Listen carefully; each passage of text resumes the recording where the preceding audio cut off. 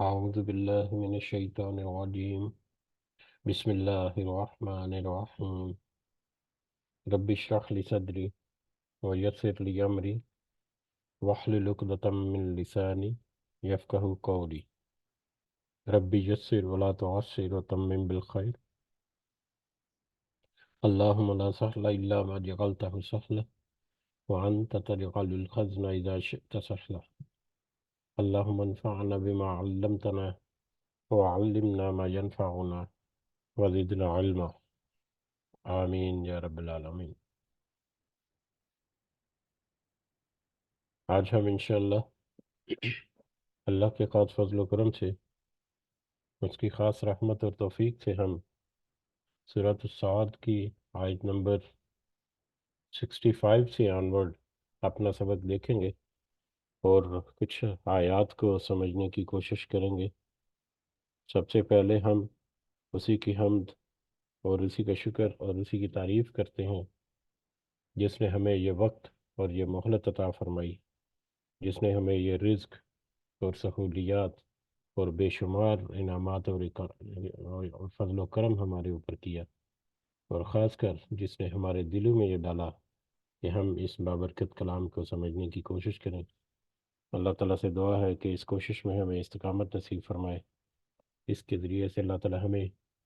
سیدھے راستے پر چلتے رہنے کی توفیق عطا فرمائے،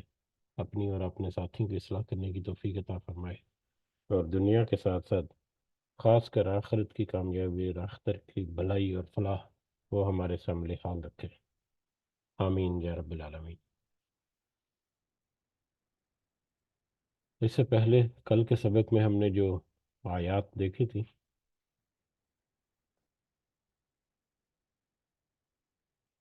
آیت نمبر 41 سے لے کر آیت نمبر 64 تک، اس کا ترجمہ ہم دہراتے ہیں ایک دفعہ، جس میں اللہ تعالیٰ نے فرمایا آیت نمبر 41 سے انورڈ: اور ہمارے بندے ایوب علیہ السلام کا ذکر بھی کیجئے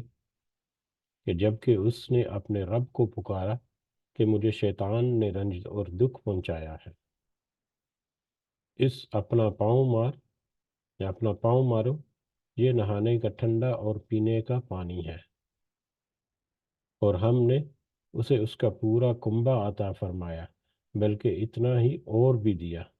اس کے ساتھ اسی کے ساتھ اپنی خاص رحمت سے، اور عقل مندوں کی نصیحت کے لیے، اور اپنے ہاتھ میں تنکوں کا ایک مٹھا یا جھاڑو لے کر مار دے، اور قسم کا خلاف نہ کر،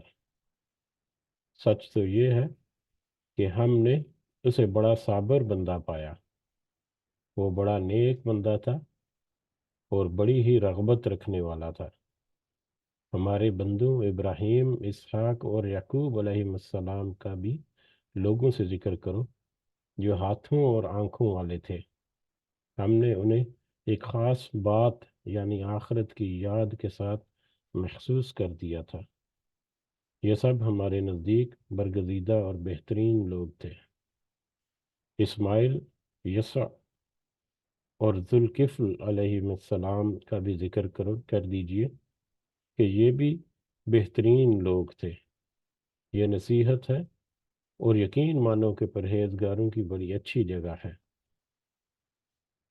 یعنی ہمیشگی والی جنتیں جن کے دروازے ان کے لیے کھلے ہوئے ہیں، جن میں بافراغت تکیے لگائے بیٹھے ہوئے طرح طرح کے میوے اور قسم قسم کی شرابوں کی فرمائش کر رہے ہیں، اور ان کے پاس نیچی نظروں والی ہم عمر حوریں ہوں گی۔ یہ ہے جس کا وعدہ تم سے حساب کے دن کے لیے کیا جاتا تھا۔ بے شک روزیاں خاص ہمارا عطیہ ہیں جس کا کبھی خاتمہ نہیں، یہ تو ہوئی جزا ان لوگوں کی جو جنت میں جائیں گے، جبکہ اس کے برعکس یاد رکھو کہ سرکشوں کے لیے بڑی بری جگہ ہے، دوزخ ہے جس میں وہ جائیں گے، آہ کیا ہی بڑا برا بچھونا ہے یہ ہے، پس اسے چکھیں گے گرم پانی اور پیپ، اس کے علاوہ طرح طرح کے عذاب۔ یہ ایک قوم ہے جو تمہارے ساتھ آگ میں جانے والی ہے، کوئی خوش آمدید ان کے لیے نہیں ہے، یہی تو جہنم میں جانے والے ہیں۔ وہ کہیں گے کہ بلکہ تم ہی ہو جن کے لیے کوئی خوش آمدید نہیں، تم ہی نے تو اسے پہلے ہی ہمارے سامنے لا رکھا تھا، پس رہنے کی بڑی بری جگہ ہے۔ وہ کہیں گے اے ہمارے رب، جس نے کفر کی رسم ہمارے لیے پہلے سے نکالی ہو، اس کے حق میں جہنم کی سزا دگنی کر دے۔ اور جہنمی کہیں گے کیا بات ہے کہ وہ لوگ ہمیں دکھائی نہیں دیتے جنہیں جنہیں ہم برے لوگ شمار کرتے تھے؟ کیا ہم نے انہی کا مذاق اڑایا تھا، بنا رکھا تھا، یا ہماری نگاہیں ان سے ہٹ گئی ہیں؟ یقین جانو کہ دوزخیوں کا یہ جھگڑا ضرور ہی ہوگا۔ یہاں تک ہم نے کل کا سبق دیکھا تھا، جس میں نبیوں کا تذکرہ جو اس سے پہلے چل رہا تھا، اس موضوع کے بعد پھر اہل جنت اور اہل جہنم کا ایک تقابلی جائزہ جو ہے، ایک کمپیریٹیو اینالیسس بھی کہہ سکتے ہیں ہم، وہ ہمیں کچھ اس کی طرف اشارہ یا کچھ اس میں سے ہمیں باتیں جو ہیں اللہ تعالیٰ نے ذکر کی، کہ جو وہ لوگ جنہوں نے اس نصیحت کا انکار کیا، اس قرآن کا انکار کیا، اور پھر اس قرآن کے مطابق توحید کا اور رسالت کا اور باقی جتنے معاملات کا، تو ان کے ساتھ کیسا برتاؤ ہوگا، اور جنہوں نے اس کو اپنایا اور دنیا کی مہلت میں ہی اپنا آپ کو مطلب صحیح راہ پر ڈال دیا، تو اس صحیح راہ کی منزل جو ہے وہ جنت کی شکل میں کس طرح سے ہوگی۔ ہم بڑھتے ہیں بہرحال آج ہم اپنے اگلے سبق کی طرف، جو کہ آیت نمبر 65 سے شروع ہو رہا ہے۔ اعوذ باللہ من الشیطان الرجیم۔ قل آپ کہہ دیجئے صلی اللہ علیہ وسلم، انما بے شک، بے شک میں تو منذر ایک ڈرانے والا ہوں۔ آپ کہہ دیجئے کہ میں تو صرف ایک ڈرانے والا ہوں۔ وما من الہ، اور نہیں کوئی سچا معبود، الا اللہ الواحد، الا اللہ مگر اللہ، یا اللہ کے سوا کوئی سچا معبود نہیں، الواحد جو کہ واحد ہے، اکیلا ہے، القہار جو کہ غالب ہے۔ آپ کہہ دیجئے کہ میری ذمہ داری جو ہے وہ صرف ڈرا دینا ہے یا تنبیہ کر دینا ہے، وارننگ جو ہے وہ دے دینا ہے۔ اور وہ وارننگ جو ہے وہ سب سے پہلا اور بنیادی جو اس وارننگ کا متن ہے وہ کیا ہے، کہ نہیں کوئی اللہ کے علاوہ کوئی معبود نہیں،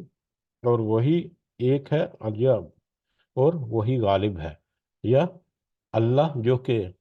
اکیلا اور غالب ہے ہر چیز پر، اس پوری کائنات پر، وہی صرف لائق عبادت ہے، اس کے علاوہ کوئی معبود نہیں، کوئی ہستی، کوئی چیز ایسی نہیں جس کی عبادت کی جائے۔ اب یہاں سے آگے جو ہم دیکھیں گے کچھ آیات آج کی، تو اس میں ہماری جو یاد دہانی ہے وہ اسی آیت مبارکہ کے شروع کی جو آیات ہیں ان کی طرف جائے گی، کہ اس سورہ مبارکہ کے شروع میں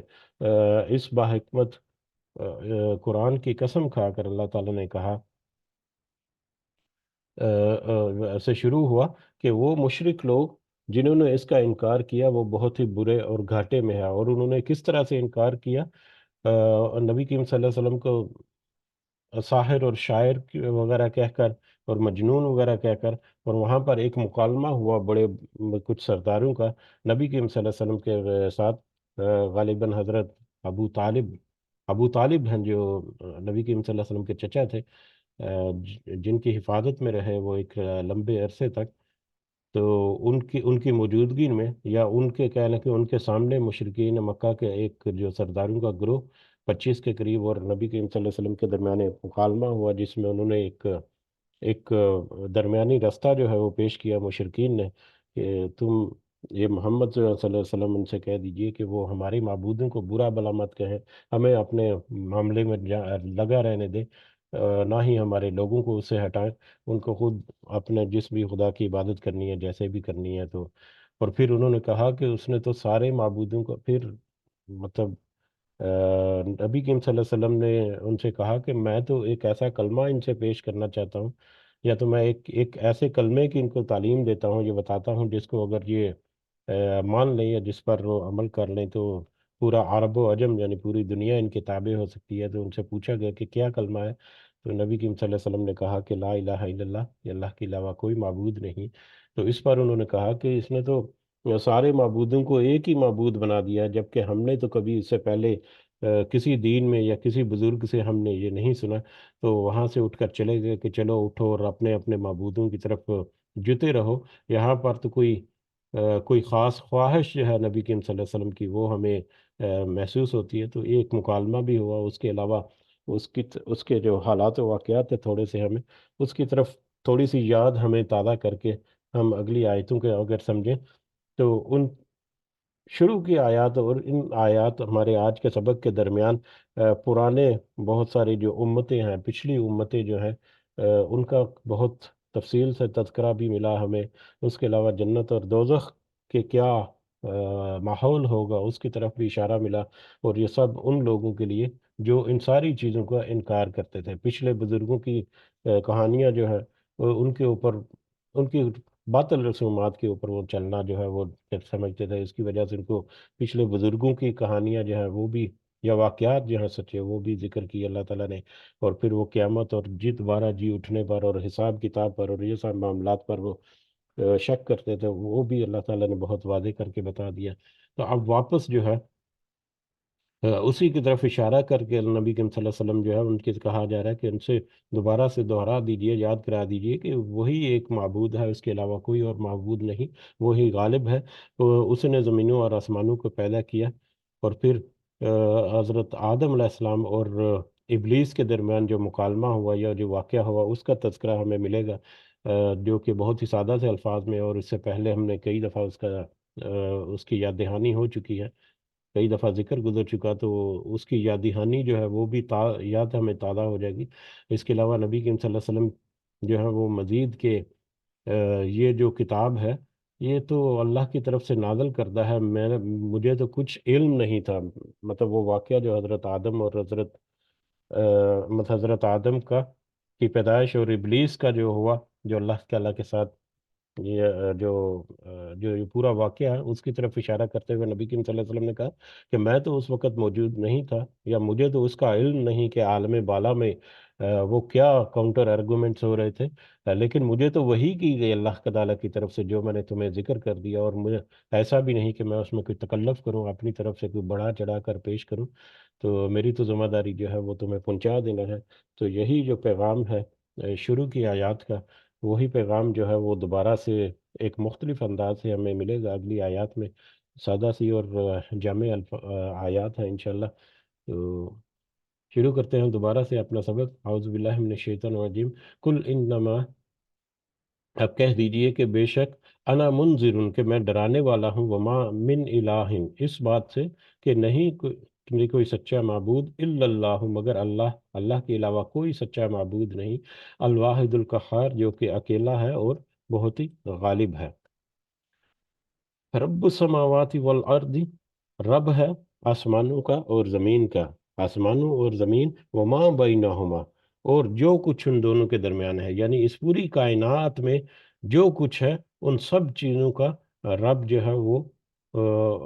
अल्लाह है। रब पालने वाला है, इसको खालिक है, और इसको इंतज़ाम चलाने वाला है, उसको ऑपरेशन और मेंटेनेंस और हर चीज़ का जो प्लानर है वो वही रब है।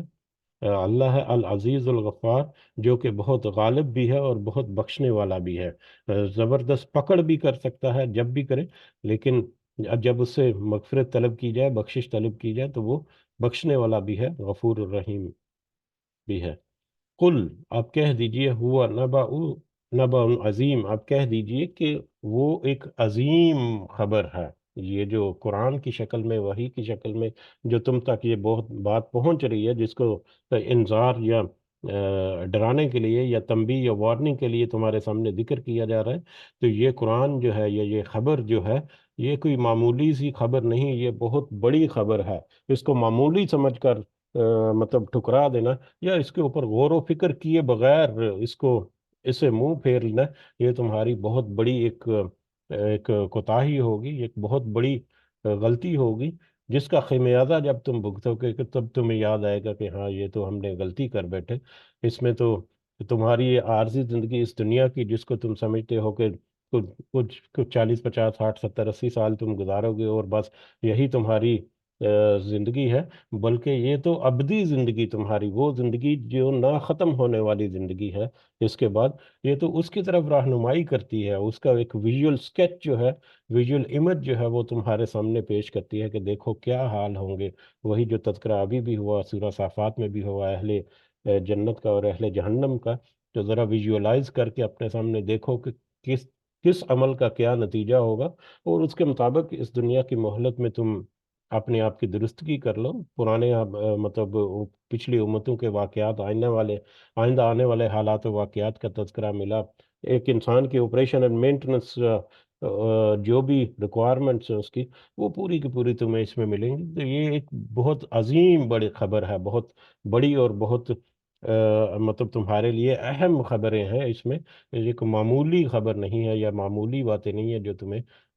اس قرآن سے یا اس وحی سے ہمیں مطلب پہنچ رہی ہیں۔ انتم انہم مورزون، مگر تم ہو کہ انتم انہم مورزون، اس سے تم اعراض کرنے والے ہو۔ یہ معمولی خبر نہیں، مگر تمہارا رویہ یہ ہو گیا ہے کہ تم تو اس سے اعراض کر رہے ہو، اس سے تم منہ پھیر رہے ہو یا پیچھا چھڑا رہے ہو۔ تو تمہیں اس کے اوپر تھوڑا سا غور و فکر کرنا چاہیے۔ ماں کان علیہ، نہیں تھا مجھ کو، من علم، من کوئی علم، مجھے اس بات کا کوئی علم نہیں تھا، بالملاء الاعلی، مجلس بالا کا، اس یختصمون، جب کہ وہ آپس میں جھگڑ رہے تھے۔ عالم بالا میں یعنی اوپر آسمانوں میں یا مطلب اعلیٰ جو مجلس تھی ایک، اس میں ایک کاؤنٹر آرگومنٹ ہو رہا تھا۔ جھگڑا یہاں پر ذکر کیا گیا، جھگڑا یا کاؤنٹر آرگومنٹ یا ایک مکالمہ ہو رہا تھا جب، تو مجھے تو اس کا کوئی علم نہیں ہے، مجھے تو اس کے بارے میں کوئی معلومات نہیں تھی، مجھے تو اس کے بارے میں کوئی علم نہیں تھا۔ یہ اب نبی کریم صلی اللہ علیہ وسلم جو ہے وہ وہی بات قرآن کے بارے میں جو شک کرتے ہیں کہ یہ اپنی طرف سے گھڑا ہوا یا اس طرح سے بہت سارے معاملات، تو اس میں جو واقعات درج ہیں پرانی مطلب امتوں کے، اس کے بارے میں بھی کہ میں تو وہاں پر موجود نہیں تھا، میں تو وہاں پر شاہد نہیں تھا، اور اس سے بھی پہلے جب آدم علیہ السلام کی تخلیق ہوئی اور جب یہ سارا معاملہ ہوا، اس وقت بھی میں تو وہاں پر، مجھے تو اس کا کوئی علم نہیں تھا۔ یعنی میرے پاس یہ معلومات کہاں سے آئی، اس کا ماخذ اور منبع اور ذخیرہ جو ہے، اس کا سورس جو ہے، وہ نبی کریم صلی اللہ علیہ وسلم جو ہے ان کو اشارہ کیا گیا کہ ذرا ان سے بتا دیجئے کہ میرا سورس آف انفارمیشن کیا ہے، کہ میں تو عالم بالا میں جب وہ مکالمہ چل رہا تھا، مجھے تو اس کا کوئی علم نہیں تھا، مجھے تو اس کی کوئی خبر نہیں تھی۔ ان یوہا، نہیں کی جاتی، الیہ، میری طرف، نہیں وہی کی جاتی میری طرف، اللہ انما، مگر صرف یہ کہ انا، میں، نذیر مبین، ڈرانے والا ہوں کھول کر۔ یہ سب تو میری طرف وہی کیا جاتا ہے، مجھے تو ان باتوں کا علم بھی نہیں جو جن کی باتوں کی وہی کی جاتی ہے، یہ تو میری طرف وہی کی جاتی ہے، اور یہ اس لیے کہ صرف اس لیے کہ میں تمہیں اس سے ڈرا دوں، واضح کر کے ان آیات کو، ان وحی کو، اس پیغام کو میں تمہیں وضاحت سے، کھلے طور پر واضح کر کے، یا اس کی ایکسپلینیشن کے ساتھ، اس کی مزید تفصیل جو تمہیں چاہیے ضرورت کے مطابق، اس کے ساتھ تمہیں یہ واضح کر کے پیغام جو ہے وہ بتا دوں اور تمہیں ڈرا دوں کہ دیکھو اب کیا ہونے والا ہے اس طرح کے معاملات میں، اگر تم ایسا کرو گے تو ایسا نہیں کرو گے تو کیا ہوگا، ایسا کرو گے تو کیا ہوگا۔ اس قال ربک للملائکۃ، اب وہ کون سی خبر ہے جس کے بارے میں، یا کون سا معاملہ ہے، واقعہ ہے جس کے بارے میں نبی کریم صلی اللہ علیہ وسلم سے کہا گیا ان سے کہہ دیجئے کہ مجھے تو کوئی مجلس بالا کا کوئی علم نہیں، کہ جب وہ آپس میں مکالمہ کر رہے تھے یا جھگڑے تھے، یہ اس کی طرف اب اشارہ ہے۔ اس قال ربک للملائکۃ، جب کہا آپ کے رب نے فرشتوں سے، جب اللہ نے فرشتوں سے کہا، انی خالقن، کہ میں پیدا کرنے والا ہوں، بشرا من طین، ان مٹی سے ایک انسان، میں مٹی سے ایک انسان جو ہے، ایک بشر جو ہے وہ تخلیق کر رہا ہوں، پیدا کرنے والا ہوں۔ فَإِذَا سَوَّيْتُهُ، تو جب میں درست کر لوں اسے، جب میں اس کی نوک بلک جو ہے اس کو سنوار لوں، ونفخت، اور میں اس میں پھونک دوں، فیہ، اس میں من روحی اپنی روح میں سے یعنی جب میں اس میں روح پھونک دوں یا جب میں اس میں جان ڈال دوں، فقعو تو تم گر جاؤ لہو اس کے لیے ساجدین سجدہ کرتے ہوئے یا سجدے میں۔ جب اللہ تعالیٰ نے فرشتوں کو یا فرشتوں کا پورا گروہ جو ہے وہاں پر پوری مجلس، جب ایک مجلس لگی ہوئی تو وہاں پر جتنے موجود ہیں لوگ، تو مطلب ایک نارمل بھی اگر ہم ویژولائز کریں کہ مطلب ایک مجلس ہے، اس میں مختلف طرح کے لوگ بیٹھے ہوئے ہیں، مثال کے طور پر فیملی کی کوئی مجلس ہے، اس میں کوئی دو رشتہ دار ہیں، سارے رشتہ دار بیٹھے ہوئے ہیں وہاں پر، لیکن ایک ان میں کوئی ہے جو غیر رشتہ دار ہے، کوئی دوست ہے یا کوئی اور ہے، پڑوسی ہے، تو جب وہ مجلس سے خطاب کیا جا رہا ہے تو وہ پڑوسی یا دوسرا بندہ جو ہے جو اس مجلس میں بیٹھا ہوا ہے وہ بھی اس میں شامل ہو جائے گا، ٹھیک ہے؟ تو اس طرح کا ایک ہو سکتا ہے، کیونکہ کچھ ایک سوال یہ بھی آ سکتا ہے آگے، ابلیس کا ذکر ہے تو ابلیس کو تو حکم نہیں تھا، تو اللہ تعالیٰ نے تو فرشتوں کو حکم دیا، تو وہ ابلیس جو ہے وہ بھی اسی مجلس میں تھا، اور اس کے بارے میں پہلے کئی دفعہ ذکر گزر چکا کہ ابلیس جو ہے وہ کیوں اس مجلس میں موجود تھا، اس کی طرف دوبارہ ہم نہیں جاتے، ہمارا وقت جو ہے وہ کیونکہ مختصر ہے۔ اور پھر ابلیس جو ہے وہ بھی اس میں موجود تھا، تو اس پورے گروہ کو، اس پورے فرشتوں کے گروہ کو جس میں ابلیس بھی تھا، ان کو کلیکٹیولی اللہ تعالیٰ نے کہا کہ جب میں اس بشر کو، اس انسان کو مطلب درست کر لوں، مکمل کر لوں، اور اس میں اپنی روح میں سے یا اس میں جان ڈال دوں، تو تم سب گر جاؤ اس کے لیے سجدہ کرتے ہوئے۔ فسجد الملائکۃ کلہم اجمعون، تو سجدہ کیا فرشتوں نے، ان سب کے سب نے اکٹھے۔ جب اللہ نے اس میں روح پھونک دی اس جسم میں، اس بشر میں، حضرت آدم علیہ السلام میں، تو پھر فرشتوں نے اللہ کے حکم کی پاسداری کرتے ہوئے ان سب نے مل کر اکٹھے ہی ایک ہی دفعہ میں اس کو سجدہ کیا۔ یہ کہ سجدہ تعظیمی ہے جو اللہ تعالیٰ کے حکم سے کیا گیا تھا۔ یہ بھی ایک، اس میں بھی اگر کوئی نوک چلک ہے تو وہ الگ ایک موضوع ہے، لیکن سجدہ تعظیمی پہلے کچھ تھی اس کی گنجائش، لیکن اب اس کی کوئی کسی قسم کی کوئی گنجائش نہیں ہے۔ بہرحال وہ اللہ تعالیٰ کے حکم سے ایک امر تھا، ایک حکم تھا اللہ تعالیٰ کا جو فرشتوں نے بجا لایا۔ اللہ ابلیس، سب نے سجدہ کیا ما سوائے ابلیس کے، استکبارہ، اس نے کیوں سجدہ نہیں کیا؟ استکبارہ، اس نے تکبر کیا در حقیقت، وکان من الکافرین، اور وہ ہو گیا کافروں میں سے، یا اس نے تکبر کیا کیونکہ وہ کافروں میں سے تھا،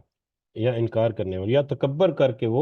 اس نے اپنا کفر جو ہے وہ کما لیا۔ اب تکبر جو ہے، وہ تکبر ایکچولی وہی ہے، کسی بات کے سامنے اپنی بات کو اہمیت دینا، یا کسی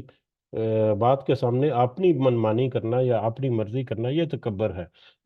اسی لیے مطلب بہت سارے کہتے ہیں کہ اللہ تعالیٰ کا حکم ہے، بہت سارے ان حکموں کو پیچھے چھوڑ کر اپنی منمانی کرتے رہنا، ہمارے بہت سارے معاملات میں یہ در حقیقت ایک تکبر کی ایک قسم ہے۔ اور تکبر جو ہے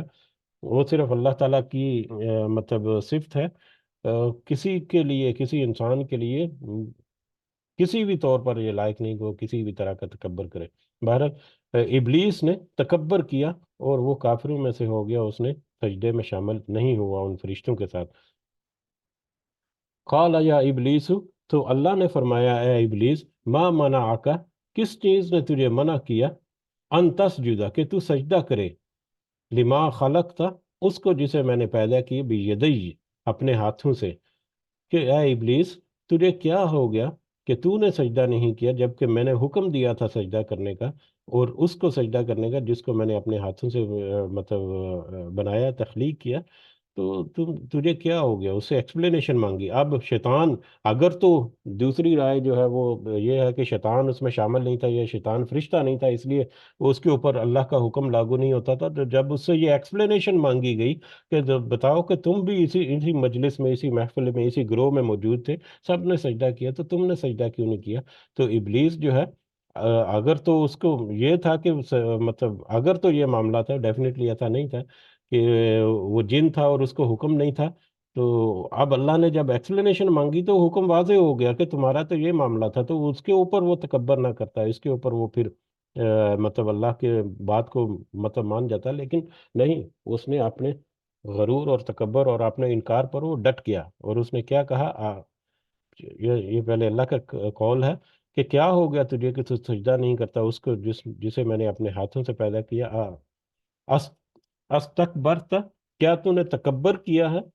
ام کنتا من العالین، یا تو اونچے لوگوں میں سے ہے، یا تو نے تکبر کیا ہے یعنی تو تکبر کرتا ہے، یا تو اپنے آپ کو بہت اونچا اور اعلیٰ اور عرفہ سمجھتا ہے، ہماری تخلیق سے یا ہمارے حکم سے اپنے آپ کو اونچا سمجھتا ہے، یا تو اپنی منمانی کرنے والا ہے تو۔ قال، تو اس نے کہا، ابلیس نے کہا، انا خیر منہ، کہ میں تو اس سے بہتر ہوں، میں یہ بشر جس کو تو نے پیدا کیا ہے، میں تو اس سے بہتر ہوں، خلقتنی من النار، تو نے مجھے پیدا کیا ہے آگ سے، وخلقتہ من طین، اور تو نے اسے پیدا کیا ہے مٹی سے، تو نے مجھے آگ سے پیدا کیا ہے اور اسے مٹی سے پیدا کیا ہے، اس لحاظ سے میں اس سے بہتر ہوں۔ تو اس انسان نے اس ابلیس نے اپنے آپ کو اس انسان سے، اس بشر سے، جس کو اللہ تعالیٰ نے تخلیق کیا اور اللہ تعالیٰ نے حکم دیا سجدہ کرنے کا اسے، تو اس سے اپنے آپ کو بہتر گردانا، اس نے کہا کہ میں اس سے بہتر ہوں۔ اب دونوں جو ہے مادہ، دونوں مادے جو ہیں آگ اور مٹی، دونوں کا آپس میں کمپیریزن نہیں ہے، آگ کی اپنی خصوصیات ہیں، پراپرٹیز ہیں، اس کے اپنے مطلب ایڈوانٹیج ڈس ایڈوانٹیجز جسے کہہ سکتے ہیں، وہ سارا کچھ ہے۔ مٹی کی اپنی خصوصیات ہیں، مٹی کے اپنے مطلب پراپرٹیز ہیں، تو دونوں کو کمپیئر کرنا جو ہے وہ نہیں، لیکن اس نے سمجھا کہ نہیں، وہ مٹی جو ہے مطلب زمین سے حاصل کی گئی اور اس طرح سے، جبکہ میں تو ناری ہوں اور مطلب بہت سارے معاملات میں اس سے زیادہ طاقتور ہوں۔ تو اس نے کہا کہ تو نے اسے مجھے آگ سے پیدا کی، اسے مٹی سے پیدا کی، اس لیے میں اس سے بہتر ہوں۔ قال فخرج، تو اللہ نے کہا تو نکل جا اس مجلس سے، اس محفل سے، منہا، اس سے، فإنک رجیم، بے شک تو مردود ہے، تو یہاں سے نکل جا، تو بے شک تو مردود ہے، تو ذلیل و خوار ہے۔ اللہ تعالیٰ نے اس کو اس مجلس سے نکل جانے کا حکم دے دیا۔ وَإِنَّ عَلَيْكَ لَعْنَتِي، اور بے شک تجھ پر میری لعنت ہے، إِلَى يَوْمِ الدِّينِ، کہ یوم جزا کے دن یا قیامت کے دن تک، اس بدلے کے دن تک۔ قال، تو اس نے کہا، ابلیس نے کہا، ربی، اے میرے رب، فَأَنذِرْنِي، تو مہلت دے مجھے، إِلَى يَوْمِ يُبْعَثُونَ، إِلَى يَوْمِ يُبْعَثُونَ، اس دن تک جب وہ اٹھائے کھڑے کیے جائیں گے، یا جب وہ اٹھائے جائیں گے۔ تو پھر اس ابلیس نے اللہ تعالیٰ سے یہ مطلب طاقت مانگی کہ مجھے تو مہلت دے اس دن تک جب وہ دوبارہ اٹھائے کھڑے کیے جائیں گے، یعنی وہ قیامت کا دن، وہ یوم جزا جس کا تو ذکر کر رہا ہے، اللہ تعالیٰ نے ذکر کیا، اس دن تک تو مجھے یہ مہلت دے دے۔ کس چیز کی مہلت دے دے؟ کس چیز کی مہلت دے دے؟ وہی ہے کہ شیطان مطلب بہکانے کی انسانوں کو، جس کا تذکرہ آگے ملے گا۔ تو شیطان نے اب مہلت مانگی۔ اب شیطان نے یہ نہیں کہا انسانوں کی طرح، اب وہ شیطان جو انسانوں کو بہکاتا ہے، وہ شیطان جو انسانوں کو ورگلاتا ہے، وہ شیطان جو جہنم کی طرف لے کر جاتا ہے اور جنت سے دور کرتا ہے، وہ شیطان جو ہے، یا وہ ابلیس جو ہے، اب اللہ کی محفل میں کھڑے ہو کر وہاں پر اس نے کوئی شک اور تردد نہیں کیا کہ وہ قیامت کون سی قیامت آئے گی یا نہیں آئے گی، دوبارہ زندہ کیا جائے گا کہ نہیں۔ اب اس کو ابلیس کو بھی پتا ہے کہ اللہ نے جو کہہ دیا، جو پلان کر دیا، وہی حق ہے اور وہی سچ ہے اور ویسا ہی ہونے والا ہے، تو لہٰذا اس نے اس پہ کوئی کاؤنٹر کوشچننگ نہیں کی کہ کب آئے گا قیامت، کیسے آئے گی قیامت، کیا واقعی تو دوبارہ زندہ کرے گا، کیا واقعی یہ ہو جائے گا، وہ ہو جائے گا۔ اس کو تو یہ یقین تھا، لیکن وہی ابلیس جس کو یہ یقین کہ یہ قیامت آئے گی اور اس میں کیا حالات واقعات ہوں گے، وہی ابلیس جو ہے وہ اس پوری نوع انسانی کو گمراہی پر لگا ہوا ہے، اللہ تعالیٰ کی اس طاقت کے ساتھ جو اس نے مہلت اللہ تعالیٰ سے مانگی۔ بہرحال، قال، تو اللہ تعالیٰ نے فرمایا، فَإِنَّكَ مِنَ الْمُنظَرِينَ، تو بے شک مہلت دیے جانے والوں میں سے ہے، یعنی تجھے مہلت دی جاتی ہے، الا یوم الوقت المعلوم، اس ایک مقرر اور معلوم دن تک، ایک مقررہ وقت کے دن تک، یعنی اس وقت تک جو کہ مقرر ہے، قیامت کا وقت جو ہے، اس وقت تک تمہیں اجازت دی جاتی ہے یا تمہیں مہلت دی جاتی ہے کہ ٹھیک ہے، تم جو اپنا کرنا چاہ رہے ہو یا کر سکتے ہو، تم اپنا زور لگا لو، اپنا ٹل لگا لو۔ قال، تو اس نے کہا، فابی عزتی کا، ابلیس نے کہا، فابی عزتی کا، تیری عزت کی قسم۔ اب ابلیس بھی یہاں پر اللہ کی عزت کی قسم کھا رہا ہے، تو ابلیس نے کہا تیری عزت کی قسم لاغوینہم، میں ضرور بالضرور گمراہ کروں گا انہیں، اجمعین سب کے سب کو، میں سارے بنی نوع انسان کو ضرور گمراہ کروں گا، الا عبادک، مگر تیرے ان بندوں کے، ما سوائے تیرے ان بندوں کے، منہم المخلصین، ان میں سے جن سب نے، جو ان میں سے سب خالص کیے ہوئے یا چنے ہوئے، مگر ما سوائے تیرے ان چنے ہوئے بندوں کے، میں ضرور سارے انسانوں کو، سب کے سب کو گمراہ کر سکوں گا۔ اب یہ میں گمراہ کروں گا ما سوائے تیرے ان بندوں کے جو چنے ہوئے ہیں یا تیرے لیے خالص بندے جو ہیں، ان کے علاوہ میں ضرور دوسروں کو گمراہ کروں گا۔ اس کا ترجمہ ظاہری اعتبار سے تو ایسے لگتا ہے، لیکن دراصل اس کا ترجمہ یہ ہے کہ میں تو ضرور گمراہ کروں گا سارے کے سارے لوگوں کو، ہاں البتہ وہ لوگ جو تیرے چنے ہوئے بندے ہیں یا جنہوں نے اپنے آپ کو تیرے لیے مخلص کر دیا، ان کو میں گمراہ نہیں کر سکوں گا، یا میں گمراہ کروں گا سب کو ما سوائے ان کے جو میرے گمراہی میں نہیں آئیں گے، اور وہ تیرے خالص بندے ہیں۔ تو خالص بندے جو ہیں، جنہوں نے اپنے آپ کو اللہ کے لیے خالص کر دیا، وہ شیطان کے رستوں سے دور رہتے ہیں۔ اگر کوئی برگلا بھی لے یا یہ بھی کر لے تو وہ فوراً سے اللہ کی طرف رجوع کرتے ہیں، اور جیسا کہ ایک دو دفعہ ابھی ذکر ہوا کچھ عرصہ پہلے، ایک دو دفعہ، کہ جیسے ہی ایک انسان وہ کسی بھی لیول پر ہے اپنے روحانی یا اپنے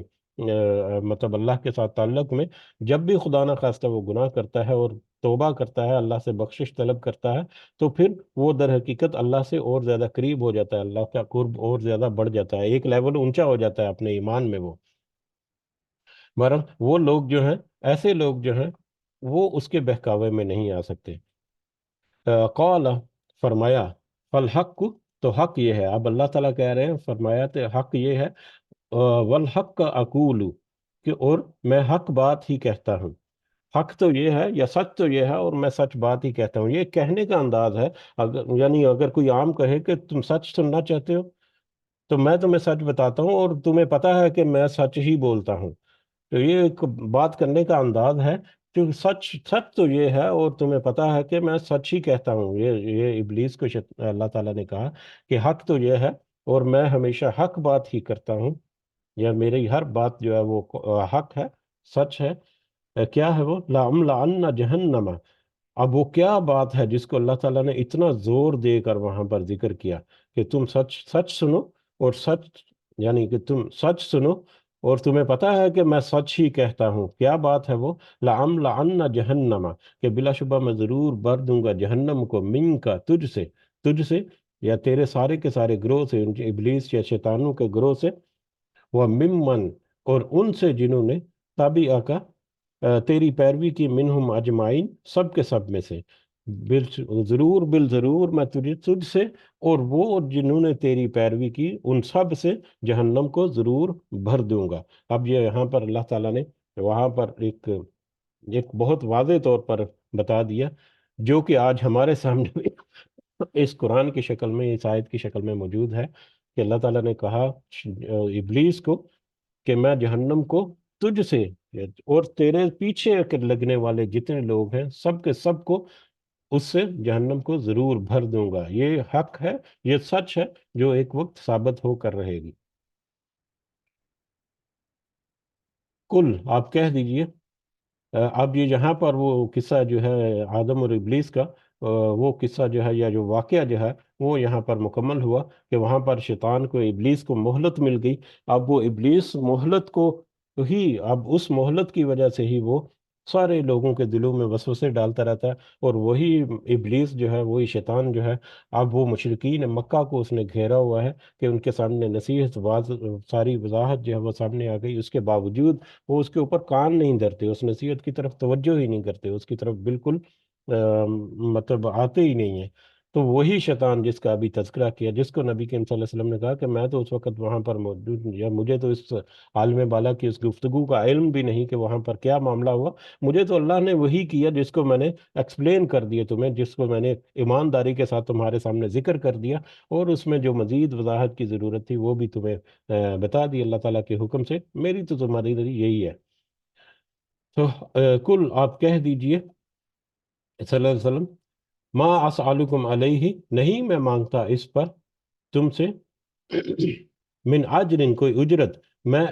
اس نصیحت کے پہنچانے پر یا اپنی اس ذمہ داری کو پوری کرنے پر میں تم سے کوئی اجرت طلب نہیں کرتا، میں تم سے کوئی معاوضہ طلب نہیں کرتا، کوئی مالی معاوضہ ہو، کوئی مال و دولت ہو، کوئی عزت شہرت ہو، یا کوئی مطلب حکمرانی ہو، کوئی گروہ کا سردار بنا دو مجھے یہ کر دو، کوئی بلڈنگ نہیں چاہیے۔ یعنی میں تو دنیاوی کسی معاملے میں تجھ سے کوئی اجر اس کا جو ہے یا اس کا بدلہ تم سے طلب نہیں کرتا۔ اب یہ وہی جو اہل مکہ کا ایک گروہ جو آیا تھا، جو مکالمہ ہوا تھا، وہی دوبارہ سے آیا اسی سورہ مبارکہ کی شروع کی آیات میں، کہ اللہ تعالیٰ سوری نبی کریم صلی اللہ علیہ وسلم کی نے جب کلمہ حق جو پیش کیا لا الہ الا اللہ، تو وہاں سے اٹھ سے کھڑے ہو گئے اور انہوں نے کہا کہ ہمیں تو اس میں کوئی خواہش نظر آتی ہے نبی کریم صلی اللہ علیہ وسلم کی، اور وہ خواہش کی تھی کہ دنیا کا مال اور دنیا کی مطلب حکومت جو ہے، کہ یہ تو ہمارے حکم پر حکومت کرنا چاہتا ہے، اس طرح کا اس کا مفہوم تھا۔ تو یہ اسی کی طرف کہنے کے اشارہ کہ آپ ان کے اوپر واضح کر دیجئے، کہہ دیجئے کہ میں اس نصیحت کو، اس وحی کو یا اس پیغام کو تمہارے تک پہنچانے کے بدلے تم سے کوئی دنیاوی اجرت طلب نہیں کرتا، تمہارے سے کوئی میری ڈیمانڈ نہیں ہے کہ مجھے سرداری دے جو، یا میرے مطیع ہو جاؤ، یا میرے تابع ہو جاؤ۔ وہ تو اللہ کی اطاعت کرنی ہے تمہیں، میرے اس مطلب نصیحت کے پر عمل کرتے ہوئے۔ وما انا من المتکلفین، اور نہ ہی میں ہوں تکلف کرنے والوں میں سے، اور نہ ہی میں تکلف کرنے والوں میں سے ہوں۔ میں اپنا کوئی دنیاوی اجر نہیں مانگتا، اجرت نہیں مانگتا، اور نہ ہی میں تکلف کرنے والے میں سے ہوں۔ اب تکلف جو ہے وہ ایک بڑا اہم لفظ ہے، یہ کہہ لیں کہ آج کے سبق میں بھی نبی کریم صلی اللہ علیہ وسلم کہہ رہے ہیں کہ میں تکلف کرنے والوں میں سے نہیں ہوں۔ تکلف کیا ہے؟ ہم روزمرہ کے عام مطلب زبان میں اس کو بہت استعمال کرتے ہیں۔ کسی نے کوئی دعوت دی کسی کو، تو وہ دعوت جو ہے قبول کرنے والا، وہ دعوت تو قبول کرتا ہے، لیکن میزبان کو کہتا ہے کہ دیکھیے سادہ ہی رکھیے، تکلف نہ کیجیے گا، ٹھیک ہے، یا تکلف میں مت پڑیں، بس ایسے ہی ٹھیک ہے۔ تو تکلف کا مطلب بہت ہم یوز تو بہت کرتے ہیں، لیکن اس کا مفہوم جو ہے، اگر اس کو تھوڑا سا دیکھا جائے، تو تکلف کا مطلب ہے اپنے آپ کو مشکل میں ڈال کر کوئی چیز کرنا یا کوئی کام کرنا، اپنے آپ کو مشکل، اور یہ ایک ایسی مشکل ہے جو کہ مطلب کی جا سکتی ہے، ناممکن نہیں، مشکل بات۔ اور اس مشکل بات میں اب جیسے تکلف نہ کریے، کوئی مہمان جو ہے وہ کہتا ہے تکلف نہ کیجیے، تو میزبان کیا تکلفات کرتا ہے؟ ایکسٹرا آرڈنری گھر کی ارینجمنٹ کرتا ہے، نارمل حالات میں کچھ ارینجمنٹ ہے، اس مہمان کی مہمان نوازی کے لیے ایکسٹرا آرڈنری ارینجمنٹ کرتا ہے۔ گھر میں عام طور پر کچھ کھانا وانا جو بھی کھایا جاتا ہے، کوئی دال سبزی وغیرہ یا جو بھی اس کا بنتا ہے، لیکن مہمان کی خاطر توازوں کے لیے وہ اسپیشلی اس کے لیے اسپیشل ڈشز بنتی ہیں، جو کہ نارملی نہیں بنتی ان کی۔ تو اس طرح کا پورا ماحول جو ہے، اس کو جب سامنے رکھیں ہم تکلف کو، تو اس میں ہمیں یہ بات سمجھ لگتی ہے جو تکلف کے مفہوم میں، معنی میں شامل ہوتا ہے، کہ اس میں بناؤ سنگار جو ہے وہ آ جاتا ہے۔ تکلف میں کہہ لیں کہ بناوٹی چیزیں جو ہیں وہ سامنے آ جاتی ہیں۔ تکلف میں اصل حقیقت کے اوپر پردہ ڈال کر کچھ کچھ مصنوعی چیزیں جو ہے وہ واضح کرنے کا ایک عنصر جو ہے وہ واضح وہ سامنے آ جاتا ہے۔ تو تکلف میں بہت ساری ایسی چیزیں شامل ہو جاتی ہیں جو کہ بناوٹی ہیں، جن کو مطلب خود سے مطلب اور زیادہ خوبصورت کر کے، اور زیادہ الگ کر کے پیدا کیا، بناوٹ کر کے، اس کو سجا کر، اس کو مطلب خوبصورت کر کے، اس کو اس طرح سے کر کے، اس کو ایگزیجریٹ کر کے کہہ لیں۔ گھروں میں عام طور پر جیسی بھی صفائی ستھرائی ہوتی ہے، مہمان آئے تو وہ بہت ساری چیزیں جو ہیں ان کو چھپا دیا جاتا ہے، مطلب درازوں میں، یہ عام گھروں کی میں بات کر رہا ہوں، کہ کچھ چھوٹی چھوٹی چیزیں ادھر ادھر بکھری رہتی ہیں عام طور پر گھروں میں، لیکن مہمان کے آنے کی صفائی جب ہوتی ہے تو وہ چیزیں کچھ چھپا کر کسی دراز میں ڈال دیا، کسی مطلب بیڈ کے نیچے گھسا دیا کہ سامنے واضح نظر نہ آئے۔ تو اس طرح سے چھپانا کچھ چیزوں کو، اور کچھ چیزوں کو مطلب رنگ روپ کر کے ان کو اور زیادہ خوبصورت بنا دینا، اور زیادہ تکلف، تو یہ ساری چیزیں تکلفات میں ہیں۔ تو اس مفہوم کے معنی میں اگر دیکھیں، یہ پوری پوری ہے، اس کے علاوہ اور بھی بہت سارے اس کے مفہوم جو ہے وہ ملتے ہیں۔ تو یہ تکلف ہے ایکچولی، اور نبی کریم صلی اللہ علیہ وسلم کہہ رہے ہیں کہ میں تکلف کرنے والوں میں سے بھی نہیں ہوں۔ اسی آیت کے ریفرنس سے ایک کچھ حدیث کا بھی ذکر کرتے چلیں اس کے بعد، کہ کچھ احادیث سے ہمیں پتہ چلتا ہے کہ نبی کریم صلی اللہ علیہ وسلم نے تکلف کرنے سے منع کیا ہے، اور خاص کر مہمان کے لیے میزبان کا تکلف کرنا جو ہے اس سے منع کیا۔ اس کے بارے میں بھی کچھ احادیث جو ہمیں ملتی ہیں۔ تو بہرحال تکلف جو ہے، ایکسٹرا آرڈنری ارینجمنٹ یہ وہ کرنا، اسے ہمیں سادگی جو ہے اس کو رکھنا چاہیے، میزبان کو بھی اور مہمان جو ہے اس کو بھی اپنے مائنڈ میں یہ ضرور رکھنا چاہیے کہ تکلف سے پاک جو سادگی جو ہے اس میں صحیح پکچر جو ہے وہ نظر آتی ہے۔ بہرحال اب نبی کریم صلی اللہ علیہ وسلم کہہ رہے ہیں کہ میں تکلف کرنے والا نہیں ہوں، یعنی قرآن کے نسبت سے کہہ رہے ہیں، یا قرآن کے بارے میں کہہ رہے ہیں کہ اس قرآن میں تکلف کرنے والا نہیں ہوں، یعنی اس میں جو پیغام مجھے مل رہا ہے میں اسی کی طرح سے سادگی کے ساتھ، اسی طرح سے ایمانداری کے ساتھ میں تمہیں پہنچا رہا ہوں، نہ میں اس میں کوئی تخریف کر کے اس میں کوئی کمی کرتا ہوں، کسی چیز کو چھپا دیتا ہوں، کسی معاملے کو میں اوجھل کر دیتا ہوں یا بتاتا نہیں، اور نہ ہی میرا کوئی ایک رویہ ہے کہ میں اس میں ٹیپ ٹاپ کر کے اور زیادہ خوبصورت کر کے اور زیادہ مختلف انداز میں تمہارے سامنے پیش کروں، بلکہ میں تو ایمانداری کے ساتھ بغیر کسی تکلف میں پڑے جو اللہ تعالیٰ کی طرف سے نصیحت ملتی ہے اس کو میں تمہارے تک پہنچا دیتا ہوں۔ تو یہ ایک بہت اہم ایک لفظ تھا، یا ایک تھا اس آج کے ہمارے سبق میں بھی کہہ لیں کہ یہ قرآن جو ہے یہ دوسری کتابوں کی طرف اگر دیکھا جائے تو اس میں بہت ساری تخریفات ہیں، یعنی بہت ساری چیزیں ایسی جن کو ذکر کرنا چاہیے تو ان کو چھپا دیا گیا، اور بہت ساری ایسی چیزیں جس میں غلو کر دیا گیا، بہت ساری چیزیں اس میں جو مناسب اس میں شامل کر دی گئیں، کس کس وجوہات سے اللہ تعالیٰ ہمیں معاف فرمائے ایسی کسی چیز ہے۔ نبی کریم صلی اللہ علیہ وسلم نے واضح طور پر کہہ دیا کہ یہ قرآن جو میں تمہیں پیش کر رہا ہوں، اور اس کے علاوہ جو نصیحت تمہیں میں ذکر کرتا ہوں اللہ تعالیٰ کے حکم سے ہے ساری، اس میں کوئی ڈنڈی نہیں ہے، اس میں نہ کوئی زیادہ ہے نہ کچھ کمی ہے، ایمانداری کے ساتھ میں تمہیں پہنچا رہا ہوں۔ ان ہوا الا ذکر، نہیں ہے وہ قرآن مگر ایک نصیحت، یہ قرآن جو ہے وہ تو ایک نصیحت ہے، مگر کس کے لیے؟ للعالمین، تمام جہانوں کے لیے، تمام جہانوں کے لیے یہ قرآن جو ہے نصیحت سے بھرپور ایک کتاب ہے، جو بڑی ایمانداری کے ساتھ تمہیں اللہ نبی کریم صلی اللہ علیہ وسلم نے پہنچا دی۔ وَلَتَعْلَمُنَّ، اور بلا شبہ ضرور تم جان لوگے، نَبَعَهُ، اس کی خبر، بعد حین، کچھ وقت کے بعد۔ اب اس قرآن میں جو تمہیں خبریں مل رہی ہیں آئندہ کے آنے والے حالات و واقعات کی، یہ جنت اور دوزخ کے بارے میں، اور سارے جو واقعات جو ہیں ان کی جو خبریں تمہیں مل رہی ہیں، آج تم ان کے اوپر یقین کرو یا نہ کرو، عنقریب تم ان سب کو جان لوگے، عنقریب جیسے ہی تمہارا مہلت کا وقت ختم ہوگا فوراً ہی تمہیں ان ساری باتوں کے نکھر کر سامنے آ جائیں گے، اور فوراً تمہیں یقین آ جائے گا کہ ہاں یہ تو وہ سچ تھا، یہ تو واقعی سچ تھا جو ہمیں ذکر کیا جاتا رہا۔ وہی جو اہل جہنم ایک جو ہے اس کا ابھی تذکرہ ہم نے کل کی سبق میں دیکھا کہ وہ کہے گا کہ ایک بندہ تھا یا بندے تھے، کچھ لوگ تھے جن کو ہم مذاق کرتے تھے کہ اب ہم واقعی مذاق کرتے تھے یا وہ ہمارے درمیان ہی کہیں پر ہے اور ہمیں اوجل ہے، نظر نہیں آ رہا۔ تو اچانک سے یہ وقت ایسا آئے گا کہ تم سب، یہ ساری حقیقت تمہارے اوپر کھل جائے گی، لیکن اس وقت پھر مہلت جو ہے وہ ختم ہو جائے گی، تو لہٰذا اس مہلت کے اندر اندر رہتے ہوئے تمہیں چاہیے کہ تم اس نصیحت کو، اس قرآن کو اور اس نصیحت کے اوپر تھوڑا سا غور و فکر کرو اور اپنی اصلاح کرو، تاکہ تم ایسے کسی حالات سے بچ سکو جس میں بہت ہی شدت اور بہت ہی مشقت اور بہت ہی عذاب ہے۔ اللہ تعالیٰ سے دعا ہے کہ اللہ تعالیٰ ہمیں ایسے کسی بھی معاملے سے محفوظ رکھے اس دنیا میں جو کہ ایسی منزل کی طرف لے جائے جو کہ مشقت میں ڈالنے والی ہے، اور اللہ تعالیٰ ہمیں نصیحت کے ساتھ سیدھے رستے پر، صراط مستقیم پر، اور جنت کی طرف جانے والا جو رستہ ہے اس کے اوپر چلتے رہنے کی توفیق عطا فرمائے۔ آمین یا رب العالمین، وما علینا الا البلاغ المبین۔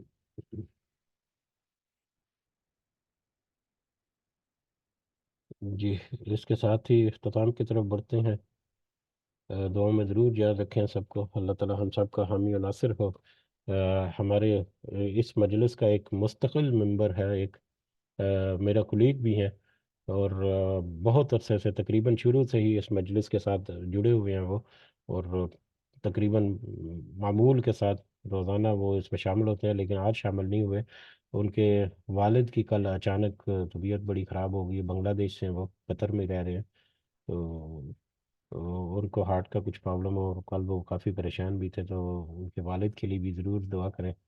سب کے والدین کے لیے، اپنے والدین کے لیے ضرور دعا کرتے رہیں۔ اللہ تعالیٰ جو حیات ہیں والدین ہمارے، یہ دنیا کی اللہ کی بڑی بڑی نعمتوں میں سے